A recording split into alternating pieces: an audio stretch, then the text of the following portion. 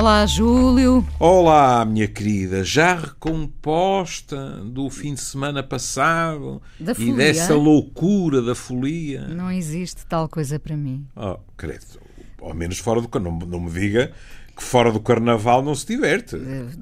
Sempre que posso, Então não é? Pronto. Mas... Estávamos a falar do corso. O corso, não. O corso é que paga. Quando a cabeça não tem juízo. Isso é verdade. Deixa-me aproveitar a letra do António Variações. Exatamente. Alterando-a um pouco. Olha, eu até fugi do corso. Fugiu. Dei um pulo a Barcelona, sabe que para mim Barcelona é ali ao lado e quando posso dou lá um pulito. Faz muito bem. Mais mundo para o seu, não é?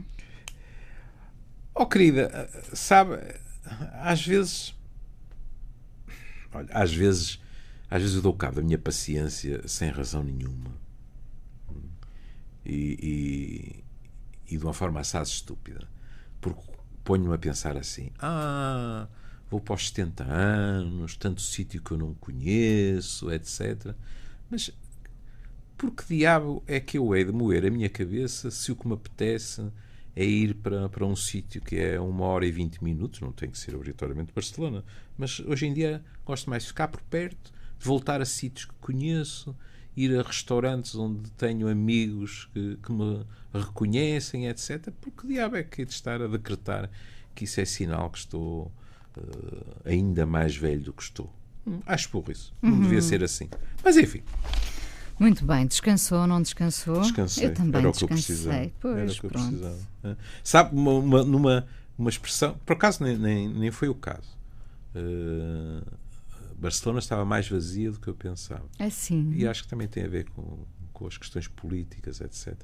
Houve uma baixa de turismo. Sendo já o início de março, eu pensei que estivesse mais gente. Mas outro dia eu li um livro que tinha uma expressão muito curiosa. Dizia que muitas vezes, e eu gosto de fazer isso, que muitas vezes nós nas grandes cidades descansamos passeando por solidões barulhentas. Bonito. É, não é? É. Eu gostei muito da expressão. Vamos lá. Hoje falamos de um tema recorrente aqui no Amoré, que tem a ver com a preocupação em humanizar a medicina. Há muito tempo que a medicina é quase só um negócio, não é? E quando eu digo quase só, não me levem totalmente a mal, levem um bocadinho, porque hoje em dia temos ao barulho seguradoras e segurados.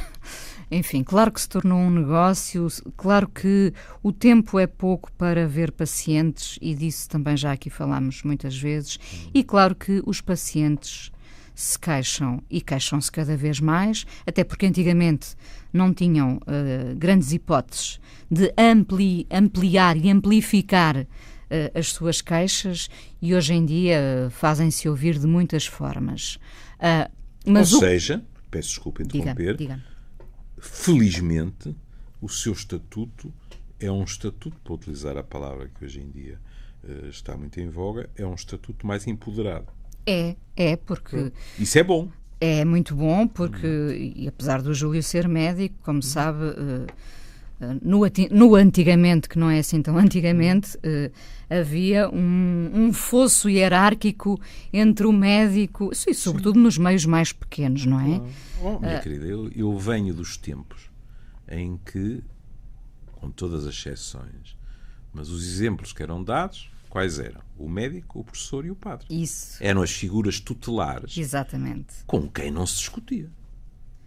Bom, e hoje em dia temos muito mais de tudo e temos também pacientes, temos muitos doentes, não é? Temos uma sociedade que também padece dos seus excessos, mas temos pacientes melhor informados, em alguns casos com as informações erradas, também é preciso dizer, não é? E eu imagino que os médicos também aturem situações complicadas de gente que já vai com um diagnóstico feito, não é? E quase que passam um atestado de incompetência ao médico. E atenção que não são só os professores que são agredidos de vez em quando, não é? Os médicos também. Os médicos também. E como disse, acho que o velho ditado há de tudo como na botica cada vez se justifica mais. porque a Inês referiu que há grandes interesses económicos na medicina. Além de interesses económicos, há dificuldades económicas na medicina, porque aquilo que é o mapa, digamos assim, das patologias também se modificou, e ao mesmo tempo há os exemplos mais espantosos de dedicação. Ainda outro dia, um antigo aluno me escrevia um mail em que me dizia: a minha hora de saída foi ao meio-dia. E se bem me lembro, eram 6 da tarde. E ele tinha continuado ali. Exato. Pois, porque quando eu falava nestas caixas que são amplificadas, atenção que quando há elogios para fazer, os pacientes também, também os fazem, não é? Sim, senhor. Isso é muito importante, porque quando nós conseguimos criar uma relação com um médico, estamos quase a estender-lhe o grau de parentesco, não é? Porque nós depois nunca mais queremos perder aquela pessoa, a verdade é essa. Nem mais. É por isso que é preocupante, já falámos desse aspecto, é por isso que é preocupante quando em inquéritos as pessoas dizem que não se importariam de mudar de médico de família. É sinal que não estabeleceram uma laço, relação sentimental forte, é verdade. E repare, mesmo para os médicos, e o Júlio neste caso é que deve falar, claro, eu acho que para um médico também deve ser sinal de rejubilo quando vê um paciente pela frente que continua ótimo anos depois, não é? Minha querida, quer dizer, é o melhor que nos pode acontecer, não é? Não é? E não só, porque, como disse, hoje em dia há pessoas, é muito curioso, porque há aspectos que são quase automáticos, quase não, são mesmo automáticos e automatizados, e que as pessoas fazem. Por exemplo, nos aeroportos, se já reparou, em muitos aeroportos, quando passa lá pela segurança, com as malas e com, de vez em quando, cai-lhe na rifa ser um dos que tem que passar por uma revista mais apertada, etc. 2 metros adiante, há lá um mecanismo que lhe pergunta como é que foi interpelado. E a Inês carrega ou numa carinha que tem um sorriso aberto ou numa carinha que está façanhuda, que é para terem uma ideia da satisfação, não é?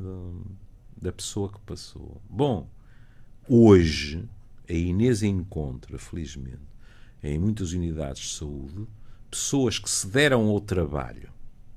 Porque quando nós estamos irritados, quiçá furiosos, é mais fácil pedir um papel, avançar para um mail, etc. Quando nós somos bem atendidos, a maior parte nem sequer pensa nisso. E se pensa, o que aconteceu foi o que é justo acontecer-lhe. Mas há muitas pessoas que fazem questão de escrever uma palavra amável e dizer, não só em relação aos médicos, em relação, eventualmente, a outros grupos profissionais ou à instituição, dizerem fui muito bem atendido, se fossem todos assim, tudo correria melhor. E isso faz um bem enorme aos profissionais. Porque nós também, sim, nós, claro, quando também eu digo nós, não estou a falar de mim, mas quem lá está, na linha da frente, muitas vezes exausto, também gosta de perceber que as pessoas não estão, com todo o direito, apenas atentas àquilo que não correu bem, também ficam gratas, não porque não tenham direito a ser bem tratadas, mas ficam gratas quando veem que aquela pessoa fez questão de cumprir o seu dever. E hoje nós pegamos numa entrevista do médico João Pedroso de Lima, e eu acho importante porque foi um dos pormenores que eu gostei muito de ler, que retive. O médico João Pedroso de Lima tem 65 anos. É um jovem. Podia ser meu filho. Até à altura de se aposentar, tem uma missão. Isto é muito bonito também, não é? Porque às vezes lá está, nesta vertigem, nesta voragem dos tempos, nós perdemos a ideia de missão. Somos engolidos, não é? Bom, este homem tem uma missão que passa precisamente pela humanização dos cuidados, neste caso da medicina, dos hospitais, imagino dos profissionais, enfim, um olhar global e atento sobre o que se passa em cada instituição e sobre cada profissional e sobre cada paciente. Estamos a falar de Coimbra, não é? Estamos a falar de Coimbra, exatamente. Sim. E na minha modesta opinião, posso, se calhar, ir dizer uma asneira, é ainda mais grato verificar que estamos a falar de um colega especialista em medicina nuclear. Ou seja, o preconceito poderia levar-nos a pensar assim: vocês estão a falar seguramente de alguém de medicina geral e familiar. Não estamos. Alguém de medicina nuclear, nós poderíamos ter mais uma vez o preconceito que com muita facilidade sentiria menor necessidade interior de se debruçar sobre a relação médico-doente e sobre as condições dos doentes. Porque a medicina nuclear, grande parte dela, tem a ver com tecnologia. E, portanto, é muito grato verificar que alguém que vem e está nessa área, não é? Continua muito atento àquilo que, para mim, cada um pensa o que quiser, é o núcleo duro da medicina e dos profissionais de saúde em geral, que é a relação de ajuda e a qualidade dela. Repare que nós aqui, ainda não há muito tempo, falámos de como a tecnologia revolucionou o mundo, evidentemente, mas como, aparentemente, facilitando a tarefa dos médicos, está, em alguns casos, a ser um obstáculo, porque os médicos estão a mergulhar num mundo burocrático que depois os impede, de facto, de passar tempo de qualidade com os seus pacientes. É verdade, falámos disso há pouco tempo, tem toda a razão. Não vamos sacudir a água do capote. Alguns de nós também cedem à tentação de pôr a tecnologia a funcionar, não é? E dar um passo atrás. E outros fazem-no com a melhor das intenções, que é decretar, mas a tecnologia, no fundo, acaba por ser mais rigorosa do que nós e, portanto, tornamos-nos quase numa espécie de ajudantes da tecnologia. Bom, isto levanta questões tão interessantes que, não sei se a Inês sabe, há uma sociedade internacional que se chama a Sociedade da Bedside Medicine, da medicina à cabeceira do doente. Porque colegas meus, dos mais diversos centros académicos e hospitalares, há muitos de Stanford, por exemplo, sentiram a necessidade de explicar aos mais jovens e lembrar aos mais velhos. A tecnologia é preciosa. Olha, por exemplo, a possibilidade de a Inês acompanhar alguns dos seus doentes de um modo não presencial. Até eu. Não é? Quando eu disse à Inês com a questão da imigração e tal, as consultas por Skype. O que é isso, senão a tecnologia a possibilitar algo que não haveria volta a dar-lhe, não é? Como é que alguém que está a milhares de quilómetros de distância, vai telefonar-me? Credo. Está bem. Mas mesmo assim a pessoa prefere ver-me através do Skype. Bom. Mas estes colegas meus dizem assim: é preciso não esquecer a importância do contacto, e veja a palavra que eles foram escolher, que é a medicina à cabeceira do doente. Estamos a falar do exame físico e de tudo o que ele traz em pessoas que estão internadas. Como compreende? Estas pessoas têm tecnologia por todo o lado que nos dá as variáveis mais esdrúxulas que se possa imaginar. O que eles dizem é: e queremos-las todas, não desaproveitamos nada. Mas continua a haver espaço e necessidade para aquilo que é o diálogo de um médico que se senta calmamente à cabeceira e conversa com um doente. A sociedade da Bedside Medicine. São já privilegiados os que podem sentar-se para uma longa conversa com o médico. Privilegiados, atenção, mas privilegiados os médicos e os doentes. Claro, não é? Sim, sim. Essa conversa é um privilégio. Essa conversa, no fundo, essa atenção, esse cuidado. E o meu colega chama a atenção para... e a culpa é minha. Podíamos pensar que ele está apenas centrado na relação direta com o doente. Não, não. Uma das suas preocupações, por exemplo, é o excessivo ruído nas unidades de saúde em geral e nos hospitais em particular. Ora bem, tem toda a razão. E tem toda a razão. Quer dizer, aquilo que é referido é que foi pedido a quem tem competência para o fazer que medisse níveis de ruído e os resultados que vieram traduziam níveis de ruído que eram o dobro do recomendado pela Organização Mundial de Saúde para os hospitais. O dobro. E nesta questão dos ruídos é curioso verificar, e ele tem toda a razão, ele fala das mais diversas questões, que é, desde os ruídos,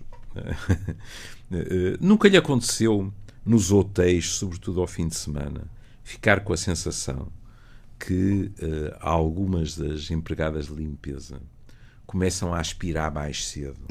Para espantar os hóspedes. Nem mais. Lá não tenho dúvidas disso. Isso depois também depende dos hotéis, não é? Claro. Mas nas unidades de saúde, o que muitas vezes também pode acontecer é algo... Vou apanhar um papel, desculpa. Júlio Machado Vaz, neste momento, aos papéis. Aos papéis com as suas cruzes. Esta mania de inutilizar papéis.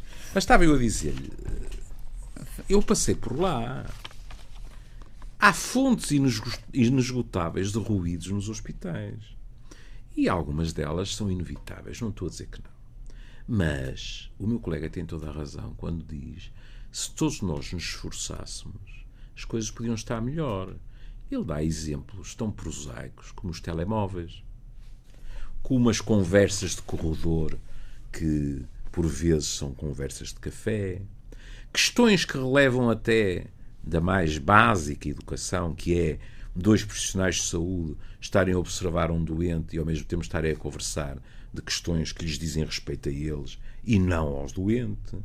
Isto não pode ser. Falta de noção da presença do outro, não é? Exato. Falta de respeito. E quanto à questão do barulho, pronto, eu até vou dizer já o nome do livro, porque depois as pessoas perguntam, têm toda a razão. Isto é um livro muito interessante que se chama A Alma dos Lugares. E o subtítulo é Como a paisagem e o ambiente alteram o nosso comportamento e as nossas decisões. Isto é da Contraponto e de um senhor chamado Colin. Também já comecei a ler e é muito interessante. Pronto. Pode compreender, não é, como isto é um fascínio para mim, porque é sobretudo a questão psicológica. E só vou ler... E é a relação afetiva que nós estabelecemos com os sítios. Com os sítios, não claro. É? O autor, por exemplo, ficou fascinado por Stonehenge. Exato. E isso teve muita influência na sua vida. Veja. Há alguns candidatos óbvios. Estamos a falar de meios urbanos, não estamos a falar de hospitais. Mas o princípio básico é o mesmo. As características dos ambientes urbanos responsáveis por stress. E ele diz assim, há alguns candidatos óbvios, como a exposição a ruído excessivo. E agora veja, ele diz com a maior das tranquilidades, que desde há muito se sabe afetar o desempenho cognitivo e o estado emocional em todos os tipos de cenários, desde uma unidade fabril a uma esquina muito movimentada. Ele nem sequer se dá ao trabalho, isto é de tal maneira adquirido em termos científicos, que ele nem se dá ao trabalho de pôr uma referência bibliográfica à frente. Coisa que faz em muitas páginas do livro, sobre outros temas. É que isto é inquestionável. Agora, imaginemos, se ele está a falar das pessoas nos seus trabalhos, nas pessoas que cirandam pelas cidades, etc. Agora, transponhamos isto para o hospital, onde as pessoas estão, sem nenhum entusiasmo, penso que todos estamos de acordo, não é? Porque estão doentes. Será, assim, tão estapafúrdio aventar a hipótese que para elas ainda será mais desagradável, que ainda será mais incomodativo que o nível do ruído seja alto? Eu penso que não. Como sabe, como já lhe contei, eu tive uma experiência muito traumática quando nasceu a minha filha. Felizmente já foi há 11 anos, portanto já tive tempo para esquecer, mas demorou. Devo dizer-lhe que foram várias camadas de dores que aqui ficaram. Bom, depois de um parto muito complicado, eu voltei à enfermaria, onde éramos 8, não é? E, portanto, já serem 8 mulheres com 8 crianças, acho que havia uns gêmeos. Portanto, está a ver o barulho que não seria. Mas havia uma mãe que não tinha sido solidária. Isso. Mas esse barulho, ao menos, porque é para esse barulho que nós estamos ali. O problema, Júlio, e foi isso que me chocou na altura, é que na altura do descanso, do suposto descanso, que era impossível, enfim, ninguém vai para dormir, não é? Para uma maternidade, para um hospital. A televisão estava ligada e era tão alto, era tão ruidoso o som, com uma telenovela que nada podia ser uma música, podiam ser umas cascatas, podiam ser... E eu lembro-me de interpelar uma auxiliar, uma enfermeira, já não me lembro, e ela dizer-me, mas as pessoas gostam. E eu nunca mais me vou esquecer disso, não é? Porque, obviamente, eu não conseguia dormir, mas queria descansar, não é? E para aquelas pessoas, aquilo fazia parte. Percebe? Quando tudo o que precisamos...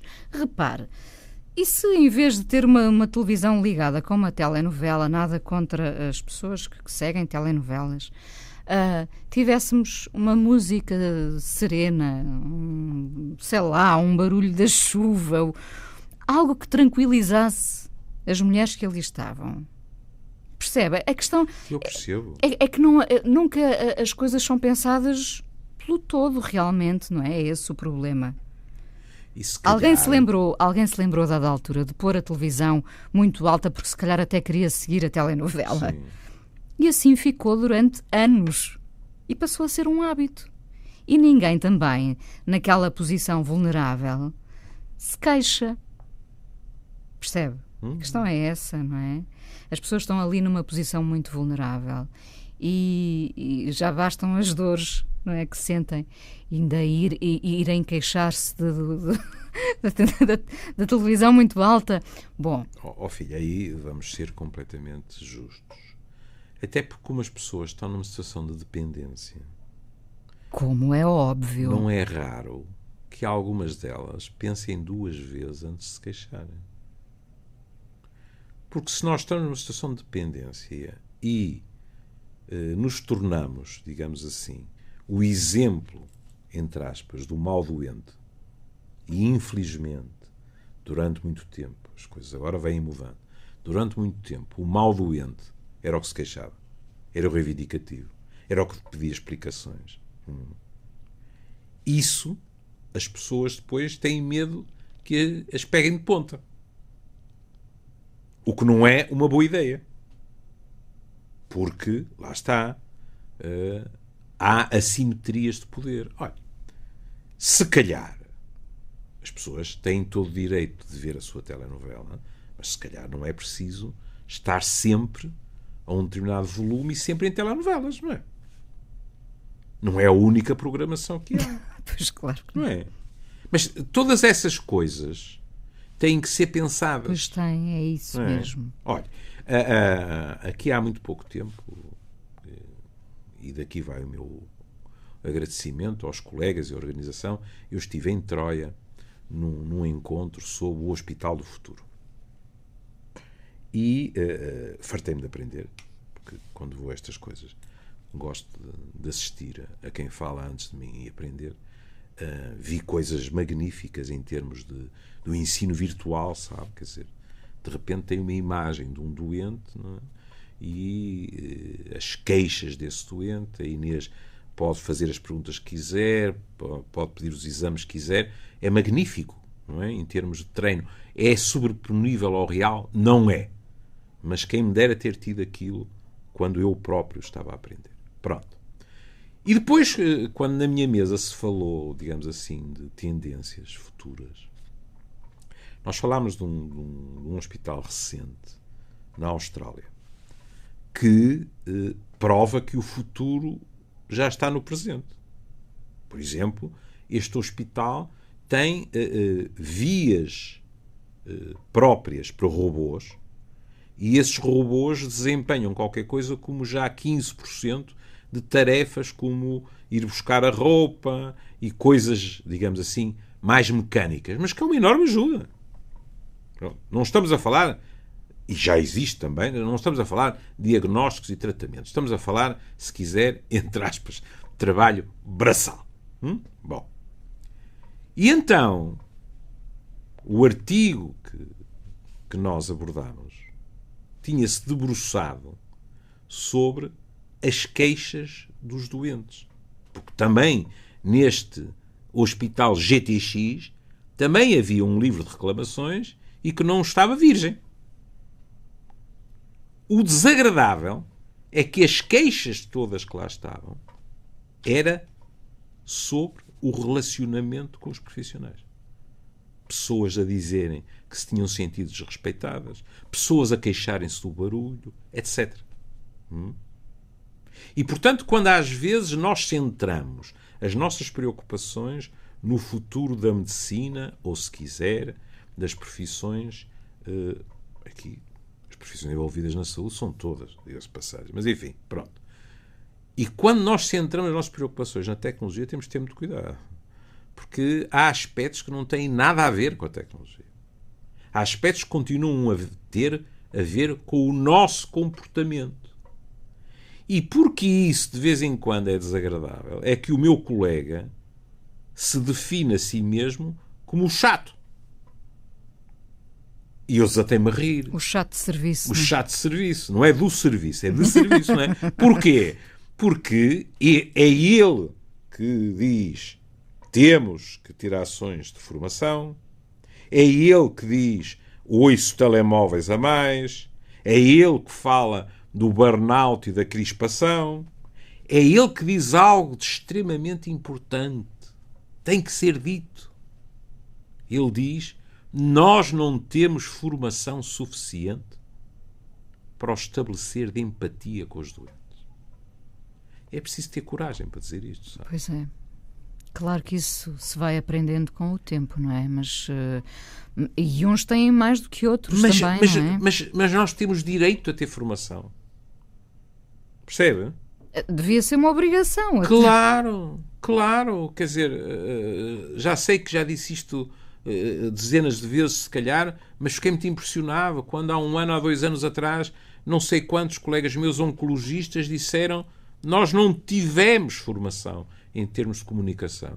Agora imagine, numa especialidade pesadíssima com a oncologia, em que algumas das notícias são verdadeiramente terríficas para quem as recebe, claro, mas também põem um sabor horrível na boca de quem as comunica, e estas pessoas queixarem-se que não tiveram formação em competências de comunicação. Qualquer coisa tem que estar profundamente errada.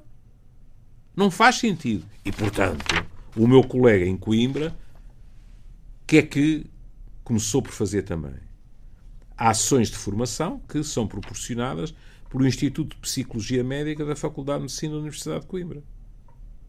E lá vem a ladainha, tenho muita pena, que é convencer as pessoas de que a medicina tem de ser cada vez mais centrada no doente e não em nós. Acha que os médicos estão dispostos a abdicar, como se costuma dizer? Os médicos não são meninos de couro. Os médicos, e agora entraria aqui bem uma jovem Valentim Loureiro, não é? A dizer que só os médicos, quando ele dizia que é só no futebol e tal, pronto. Como eu lhe dizia há pouco, não é? Nos médicos encontra-se os maiores exemplos da abnegação, não é?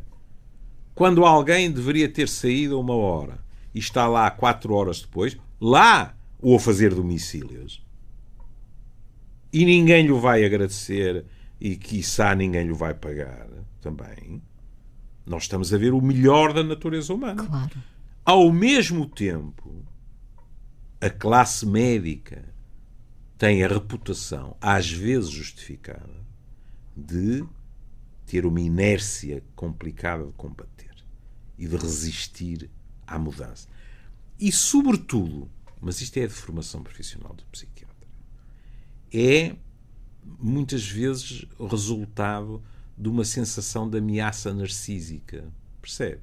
Que é assim, com honrosíssimas exceções, seja em que profissão for, ninguém gosta muito que lhe retirem poder. E esta coisa do empoderamento, eu nem vou dizer do doente, sabe? Da população geral, porque aparecem-nos pessoas que não estão doentes e que têm os seus direitos. É sentido, e eu arrisco-me até a dizer que de vez em quando, até pelos mais novos, porque estão inseguros, o que é mais que justificado, é sentido como uma ameaça. E quando nós nos sentimos ameaçados, não é raro que nos crispemos e que rapemos os galões. Como lhe digo, eu acho que é importante sublinhar isto, a minha solidariedade também com os médicos que hoje em dia é verdade que aturam pacientes mais exigentes, mas também muito complicados, como eu dizia há pouco, quando já vão com o seu próprio diagnóstico traçado, também, não é? Porque a tecnologia não se tornou só um obstáculo burocrático para os médicos, também se tornou uma fonte de informações médicas para qualquer hipocondríaco, olhe como eu, não é? Felizmente há já uns anos que tenho parado de pesquisar o que quer que seja, porque pode ser imparável, não é? Pode. Mas a verdade é que os pacientes hoje em dia chegam ao consultório e dizem: eu acho que devo ter isto porque li na internet que... Inês. E um médico, quer dizer, andou a estudar durante tantos anos, não é? E agora é derrubado pela informação, pela Wikipédia. Mas eu nisso vou mais longe. Não é preciso ser um hipocondríaco. Como sabe, eu estou à vontade, porque tenho traços hipocondríacos que se atenuaram com a idade, mas que ainda cá estão. Mas, vamos ser claros, não é preciso ser hipocondríaco. Então, a Inês, na sua profissão, utiliza a tecnologia. De repente, tem determinados sintomas. A Inês sabe que se entrar com esses sintomas no Dr. Google, lhe vão aparecer hipóteses. Não é um bocado difícil resistir a isto? São sempre catastróficas. Isso, normalmente nós temos tendência para escolher as piores. E aí, em geral, os hipocondríacos. Porque quem não é, pelo contrário, tem tendência para dizer isto afinal não é nada e tal e tal. Mas, acima de tudo, a complexidade vem daquilo que há meia hora atrás eu falei, que é a geografia da patologia mudou completamente. Nós estamos perante sociedades muito mais envelhecidas, umas muito mais que outras, claro, as nossas ocidentais, seguramente, portanto, com muito mais doenças crónicas, que coabitam, que implicam medicações que coabitam com efeitos colaterais, por vezes, assaz desagradáveis, e em que os profissionais de saúde sabem que estão a atenuar o sofrimento, mas que em muitos casos não têm possibilidade de curar. E isto é complicado, e isto ainda por cima sai caro. E o dinheiro não é elástico. E o meu colega sublinha algo que é extremamente importante, que é quem está acima de nós, peço desculpa, não tenho direito hoje em dia a dizer de nós, não estou no terreno, muito menos na linha da frente. Quem está acima dos meus colegas, muitas vezes, privilegia os números, por exemplo, das consultas, os números de atos praticados, neste caso atos médicos, e não os resultados. O que é que isto quer dizer? A curto prazo pode dar uma enorme satisfação a alguém que está na cadeia de comando dizer: epá, aumentou-se em X o número de consultas. Se esse aumento for conseguido à custa da qualidade da consulta, é como um boomerang, sabe? Porque se a Inês privilegiar os resultados, aquelas pessoas têm uma maior probabilidade de não voltarem. Ou pelo menos não voltarem tão depressa. Sim. Quando está a privilegiar o aspecto burocrático, os números, é muito mais provável que aquela pessoa volte porque tem necessidade de voltar e volte também por uma outra razão. É que não houve tempo de estabelecer uma relação com esta pessoa que a transforme a ela também numa produtora de saúde para ela, percebe? A educação para a saúde é muito valiosa a mais do que um nível. É que quando a pessoa se cuida melhor, foi educada para isso, é uma consumidora menos frequente dos serviços médicos, pela razão melhor de todas. Porque tem menos situações que o obrigam a ir ao médico. Sim. Não é? Quando há pouco falava na empatia, na preciosa empatia e nas necessárias ações de formação, o médico João Pedroso de Lima, nesta entrevista, diz que já começaram com uma ação de formação sobre comunicação médico-doente, que iriam ter outra em breve, para centrar no doente a resposta. Aí está. Sim. É. Aliás, é muito curioso, porque a Inês já encontra muitos artigos que já deram um salto na terminologia, que é a oposição mais clássica, digamos assim, é dizer assim: a medicina não pode ser centrada no médico, tem que ser centrada no doente. E, portanto, nós temos a expressão medicina centrada no doente. Hoje, a Inês já encontra em livros de texto e em múltiplos artigos a expressão a saúde centrada no doente. O que é que isto quer dizer? Que é mudar do olhar para alguém e para a sua doença, e claro que continuamos a olhar quando isso surge, mas olharmos para as pessoas em geral como agentes, por definição de agentes, ativos na promoção da sua saúde individual e da saúde comunitária. Por isso eu lhe dou o exemplo, só para acabar. Sim. Por isso eu lhe dou o exemplo, que é, quando nós vemos os sistemas de saúde, imagine os grandes hospitais como catedrais. Imagine as unidades de saúde familiar, os centros de saúde, etc., como as pequenas capelinhas, etc. Ou a medicina consegue explorar todas as potencialidades dessas pequenas capelas inseridas na comunidade, se quiser, numa verdadeira ação missionária, entre aspas, não para converter as pessoas em termos religiosos, mas em termos de práticas de saúde cotidiana, ou, se ficarmos apenas numa posição de expectativa e de reação àquilo que vem da comunidade, o futuro não é sustentável. Ia perguntar-lhe se acha que já houve mais esse espírito de missão e se ele se foi perdendo nos últimos tempos. Olha, vou-lhe dizer uma coisa que não me vai tornar popular na minha profissão, mas é a minha obrigação responder-lhe com verdade e depois de desligar o microfone chamar-lhe uns nomes. É assim, nós vivemos numa sociedade profundamente individualista e, portanto, eu não acho que nós, médicos, estejamos numa campânula abrigados desse espírito individualista. E por isso, essa capacidade de nos doarmos, essa capacidade de empatia inclusivamente de compaixão, não no sentido de pena, no sentido etimológico da palavra, muitas vezes falta, porque aquilo que verdadeiramente a Inês presencia é no exercício da medicina o mesmo tipo de filosofia de vida que encontramos nas outras profissões, que é o salve-se quem puder e a tentativa de trepar. Pois também existe na medicina, é verdade.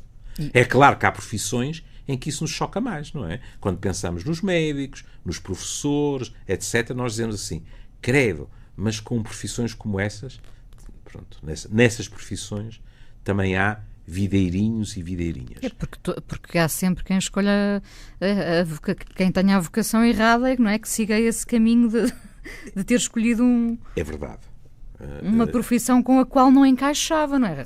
Isso aí levar-nos-ia longe. Pensemos nos casos de família, espero que não seja a sua, nos casos de família em que os pais quase que exigiram aos filhos que fossem médicos, os netos também. Na medicina é vulgar que haja uma pressão explícita ou implícita.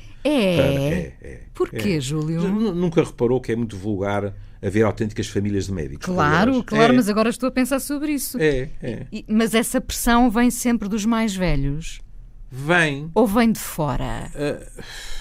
Ou vem do próprio que diz se o meu pai e a minha mãe eram médicos, eu também tenho que ser? Pronto. Segunda parte do programa. Não é isso. Atendendo a que eu estava a falar do lado B do disco da medicina, dizendo que a medicina também tem os seus podres, claro que tem. À beira dos exemplos mais espantosos, olha, um exemplo a seguir é o deste meu colega. Acho magnífico. Tem 5 anos à frente e espero que depois o deixem continuar. Mas aquilo que me está a perguntar também existe, que é, repare, se a Inês é filha de um médico, se não tem uma vocação marcada, porque pode ter, não é? A Inês pode, desde os 6 anos de idade, ter decidido que vai tocar violoncelo. Pronto. Mas se não tem, é legítimo que se pense assim, mas espera aí, o meu pai é médico, tem uma clínica fluorescente, porque é que eu não hei de ir para a medicina também? Ele vai-me ajudar, ele se calhar fica satisfeito, etc. É perfeitamente legítimo, percebe? Agora, a Inês tocou aí numa questão, que é até que ponto é que não deveria haver uma avaliação mais fina do tipo de personalidade que vai para uma profissão como a medicina. Olha, por exemplo, em termos de capacidade de desenvolver empatia. Não é? Vamos a um extremo. É muito difícil ensinar um psicopata a ser empático, não é? Sem dúvida. Pois se as pessoas para ele não contam, a não ser como peões no seu xadrez, como é que depois, mesmo com um curso intensivo, vamos fazer com que ele se ponha nos sapatos do outro? É difícil. Bom, estamos a terminar. Que nos trouxe? Antes de dizer... Desculpe. Vamos só... Eu espero, sinceramente, que este médico, o Dr. João Pedroso de Lima, consiga, não desista da sua missão. De facto, são 5 anos em que se pode fazer a diferença, não é? Eu até tinha uma sugestão. Seja chato e não fique só mais 5. É isso! Bom, e eu lembrei-me, não tendo nada a ver com medicina, mas tem sempre a ver com o cuidado com o outro. Afinal, a medicina assenta nesse cuidado, não é? Tem toda a razão. Cuidado com o outro, com o próximo. Vamos ouvir os Beach House, uma banda americana de Baltimore que eu gosto muito, é uma dupla, já vieram muitas vezes a Portugal, e vamos ouvir uma canção que eu gosto especialmente deles, que se chama Take Care. E é isso, Júlio. Cá estaremos durante a semana.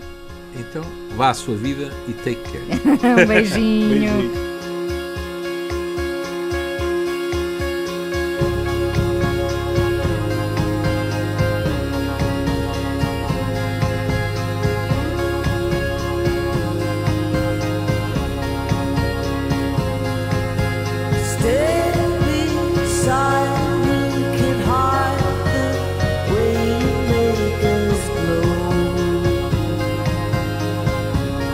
It's no good unless it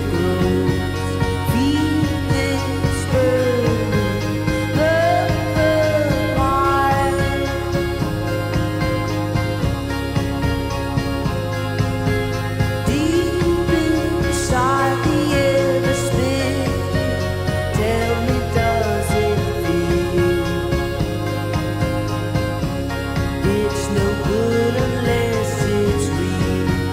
Hillsides burning, twilight turning, till we're running from it.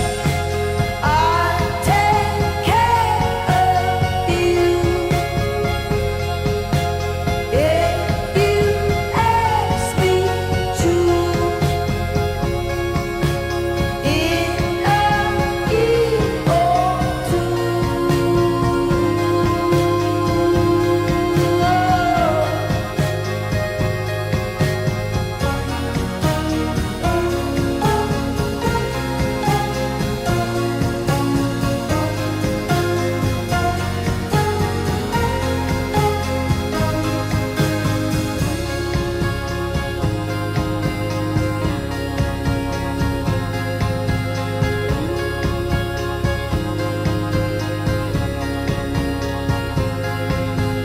You said swimming in the lake, we come across this day.